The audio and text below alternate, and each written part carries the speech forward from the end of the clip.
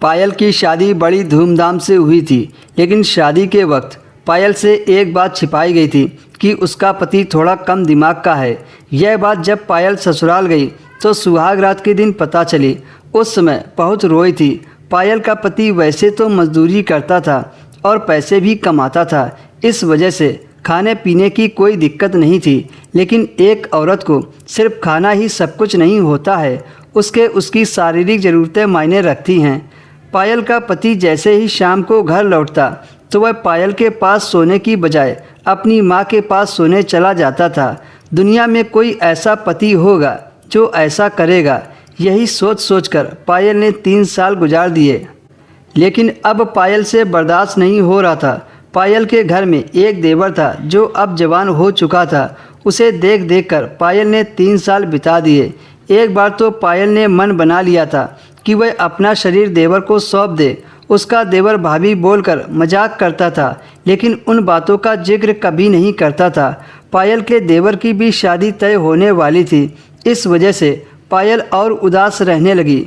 वह सोचती थी कि एक ही छत के नीचे तड़पेगी और देवर देवरानी से मज़े लूटेगा। एक दिन ऐसा आया कि देवर की शादी हो गई, पर देवरानी थोड़ी दुबली पतली थी, लेकिन गोरी चिट्ठी खूब थी। पर पायल भी उससे कम नहीं थी और पायल का शरीर भी एकदम सुडौल छोटे कद का था। पायल ने हमेशा अपने कपड़ों पर ध्यान दिया था ताकि कोई मर्द आकर्षित हो सके। आज देवर की शादी की पहली रात थी तो पायल को अपनी सुहाग रात याद आने लगी। उस दिन पायल रो रो कर सो गई थी, क्योंकि पायल का पति तो कमरे में आया ही नहीं था। वह पिछले 1 साल से देवर को पसंद करने लगी थी।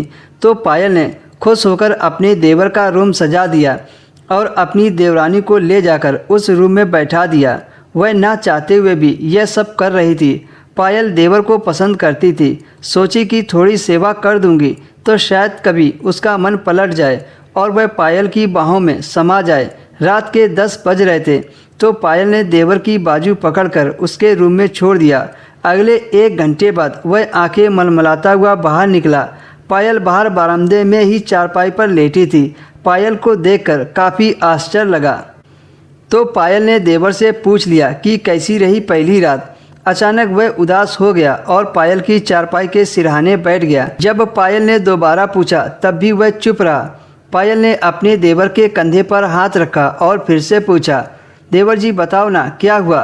वह धीरे से पायल के कान में बोला, भाभी जी वह तो कुछ करने के मूड में नहीं है, क्योंकि उसका वही आ गया है जो हर लड़की को महीने में 1 बार आता है। बताओ ऐसे में मैं क्या करूं। पायल समझ गई कि देवर उसे क्या बताना चाह रहा है। फिर पायल ने झट से अपने बैग से एक पैकेट निकाल कर दिया और कहा कि जाओ देवरानी को दे दो, वो लगा लेगी।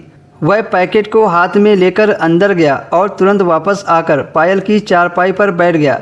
पायल ने देवर की आंखों में देखा। उसकी आंखों में काम की भूख थी, जो शायद हर मर्द को होती है।